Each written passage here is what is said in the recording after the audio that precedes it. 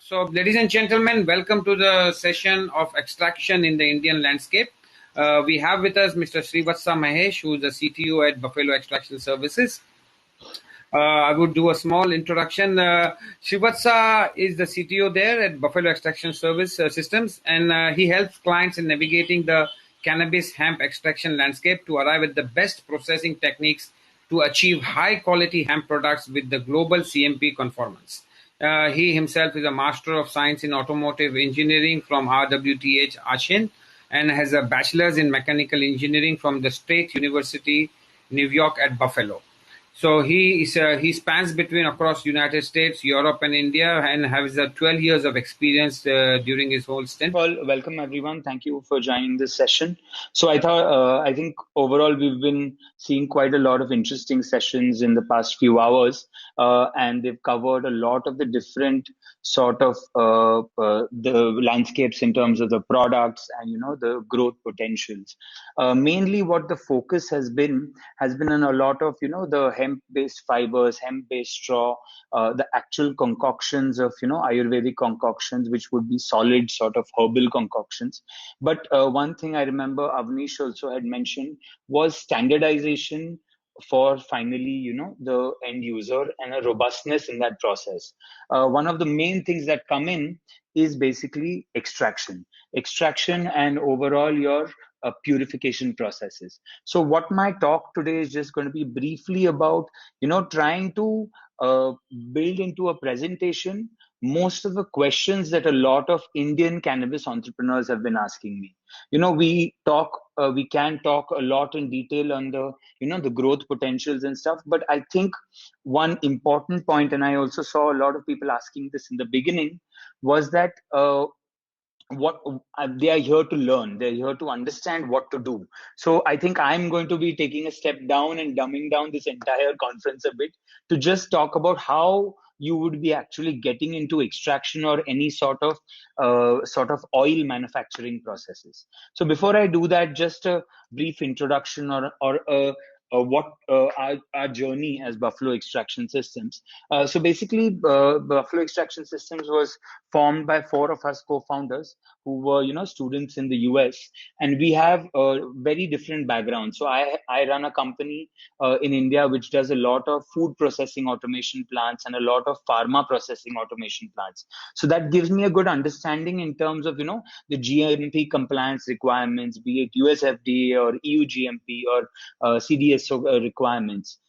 We formed this company in June 2019 because we saw that both in the US, in that time in Canada, there were a lot of equipment suppliers, but there was not many people who were providing an integrated turnkey solution. There were consultants who would help in procurement, but providing a turnkey solution so that your entire process from start to finish can be controlled, say with one user interface, data can be consolidated, robustness of the process can be ensured rather than robustness of every individual process. That is where we saw a major gap.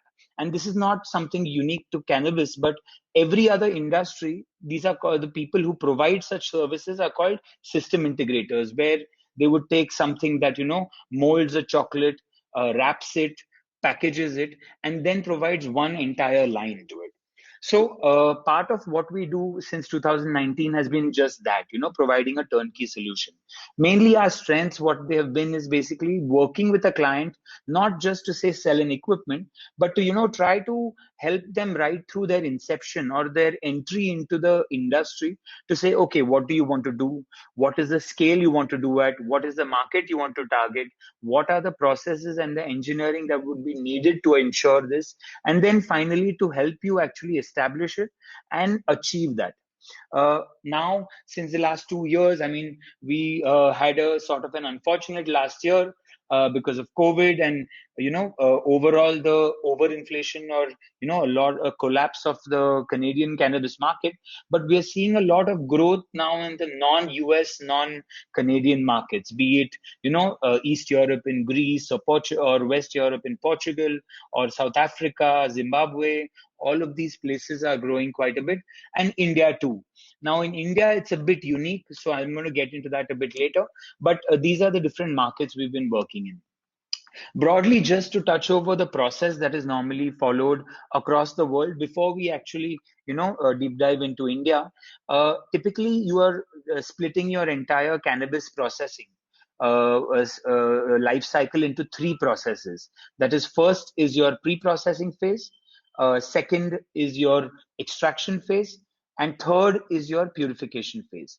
Now, broadly, these are the three processes or the three main sections that you would be working in. Normally, when you are talking about pre-processing, that is mainly just milling and drying to increase an efficiency of extraction. When you talk about extraction, you have about 3 or 4 main methods that have been used, but now every day there are new methodologies being developed, because in the end, cannabis is still quite a nascent industry. So there is still a lot of cross-pollination from different oils, flavors, fragrances industries that could happen. Mainly the processes are either using a hydrocarbon, or using supercritical CO2, or using ethanol, either be it cryo or ambient. There's another method which is, a solvent-less process, which is, akin to the Indian hash making process, but it's just much more, done in a very controlled environment. Once this is done, what happens is then you start your purification process, which goes through a series of steps to first remove all your plant matter, fats, lipids, anything that actually makes that oil difficult to ingest, difficult to smoke, difficult to sort of inhale. Then you'll have a process where you would try to sort of, depending on your market, that's why I like to say that this is not a cookie cutter method where you will be able to employ this on every client that wants it. But you would say, okay, does your final product, do you want to retain its flavor profile or terpene profile? Then you would follow a different distillation process, versus if you want to get rid of it, you would do something else. And then finally you have an isolation process where you could what they've been doing is mainly CBD, but there are also isolation of different cannabinoids possible. Overall, now in India, to put it into context, what's different? Like, I think people have gone over the drugs and cosmetics, drugs and psycho NDPS Act quite a bit. So I'm just going to take these two key keywords out of it. That basically charas, which is a separated resin, that is the trichomes being consolidated into a solid form, that is illegal, and the flowering buds are illegal. So what's left is basically anything with the leaves, stem, and the seeds. What we normally do in terms of the extraction context in India is you would be looking at mainly the seeds or the leaves. You would not be looking at the stem, because there the cannabinoid percentage may be almost zero. I mean, I don't even think that's worth looking at. But to sort of preface the contextual difference between, say, Europe, US, and India, is just this, that you are basically extracting from leaves versus buds. So your overall yields are a huge different, hugely lower than what you would have gotten there. So your entire market economics, your entire unit economics change. So in terms of sort of to summarize, finally, you can just do leaves and seeds. And the second thing is procurement of all of this is from the state excise, like Abhishek had also mentioned. What this means is you do not have much control on the input quality. So what that means is whatever leaves, seeds, mixture of that, as well as other contaminants that are put in, that's what you have to take, and that's, you have not much to say on that. That's the one constraint you have. And the second is finally in the processing, that is, because as per the NDPS, you don't have any mention of CBD or THC the entire purification process, that is to separate out CBD, separate out THC, separate out CBN, CBC, this is just not defined. Now, would I say that's illegal or illegal? I don't know, to be honest. It's a matter of who files the court case and who is, strong in that case. But to err on the side of caution, I would say no, purification should be your first step in getting into this market. So full spectrum broadly becomes your main product. Now, what about THC remediation? Because the entire global markets, they mainly talk about CBD, THC, tea-free CBD, tea-free oil, that is THC remediated oil. But in Ayurveda, there is actually no definition of CBD or THC. So what do? Finally, what is done in the Indian context is whatever you extract, that's actually your oil. You cannot actually be doing remediation. I would say there is no defined process to do so. Now, finally, that is one aspect of the Indian context. The other aspect is basically mentioned in the Drugs and Cosmetics Act, which is also applicable to the Ayush, that is the Ayurvedic products. And there, what they mention is, and that is what you would see most of the Daburs and the Himalayas and the Baidyanaths following, is mainly their acceptable solvents include either any acceptable solvents for extraction, include some sort of an aqueous extract or an alcoholic or a hydroalcoholic based extract, or the third, which is basically a sort of a vague thing, is something other than hydro or hydroalcohol. Now, the catch here is that when you talk about any solvent based extraction which is not using ethanol, you would need some sort of toxicity studies, that is acute, chronic, mutagenicity studies, which I would say, which I know, from first person knowledge, even a large company like Himalaya doesn't do it because the costs of doing it are very large. So what that limits us is to say that, okay, the available methodologies for extraction are aqueous or alcohol based extraction is much more efficient. So what we would normally say is this is a much better process to follow, especially in the Indian context. Now, this is what that basically says. Now you can then deep dive into whether you want to do cryo-ethanol or ambient ethanol, whether you actually want to get into supercritical CO2, which is basically doesn't come under hydroalcohol or hydro. So then you would need to do the toxicity studies. So these are sort of the broad I would say, paths that you could take in your extraction journey. If you were to go in any of these equipments, these are just sort of the equipments that you would be looking at. That is something that is, in your top left corner is your CO2 extraction system. Bottom right corner is your cryoethanol system. These are all have many other multitude of factors, that is the capital expenditure, OPEX, your overall consumables, etc., which would help you determine on a suitable method to follow. If we were to just in interest of time, I'll just dive into one process that shows you, okay, what is done here. Typically in an ethanol extraction process, to put it in a very simple way, what you're doing is you're literally just soaking your raw material, that is your leaves of cannabis or hemp, in ethanol and letting ethanol pull out all the oils from it, and then you filter it out. That's basically the process you're doing, but you're doing it on an industrial scale. The difference between cryoethanol and ambient ethanol is you do the same process, but in cold ethanol. The benefit that you get from this is that most of the final products, especially the acceptable large volume products, do not need the fats and lipids, which are actually extracted along with, in CO2 also, as well as in ethanol extraction. So you anyways have to do sort of a purification process to remove all the fats. So you get in the end like a nice honey-like oil, which you can then mix with, say, MCT, or you can mix with hemp seed oil to give as a final tincture to your end user. So what cryoethanol does is, in essence, it basically removes that purification step and integrates it into the process itself.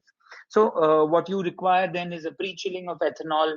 You'll do the extraction, then you'll sort of filter it, so you're removing any sort of contaminants or large particles to make it like nice honey-like, and then you finally recover the ethanol.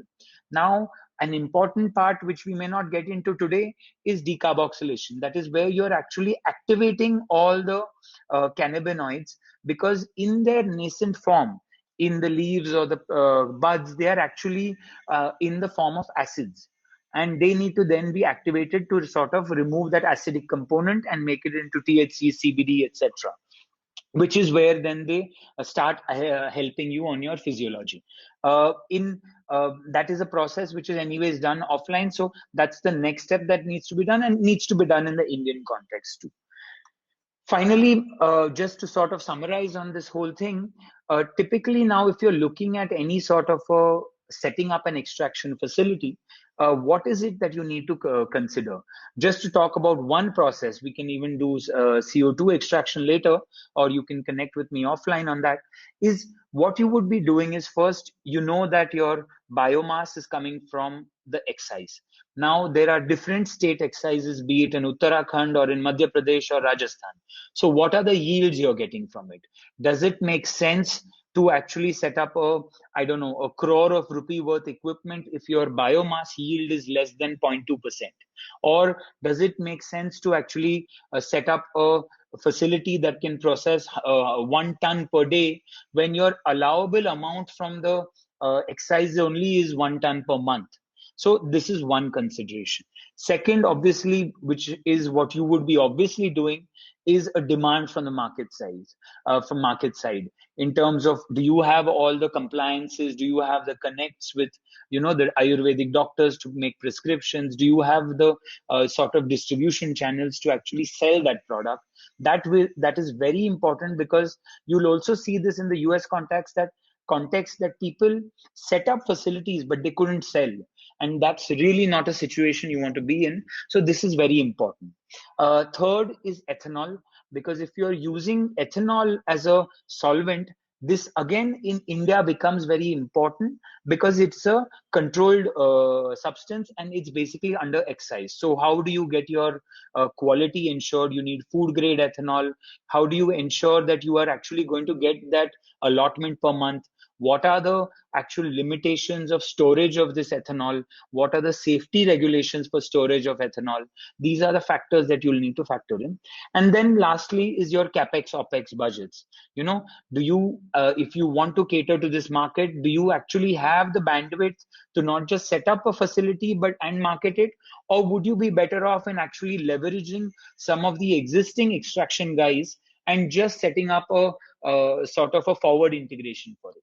Some of the small points which I would mention is, if you set up an ethanol facility, you need some sort of a compliance for, flame proof operations. So you're not putting your operation personnel at risk. If we are already getting into it after the lessons we've learned from US, Canada, it would be good to already keep in mind GMP compliance. That is, how do you ensure your product is traceable? How do you ensure your product is repeatable? How do you ensure your product is actually produced in a robust manner? And then finally, you will have to define your SOPs, because many of your clients, it may, like I said, it's not a cookie cutter. You are not going to be selling the same product all the time, because then what differentiates you from your competitor? You would have a certain SOP that differentiates you, and that's what you need to sort of think of right now itself. And then finally, your Ayush compliance, in terms of how do you actually comply to your overall commercial manufacturing license, your overall distribution channels. These are things that you would need to consider on this. So this is basically just a lowdown on, the entire getting into the extraction part of it. For if you need any more information from us, feel free to reach out to us. And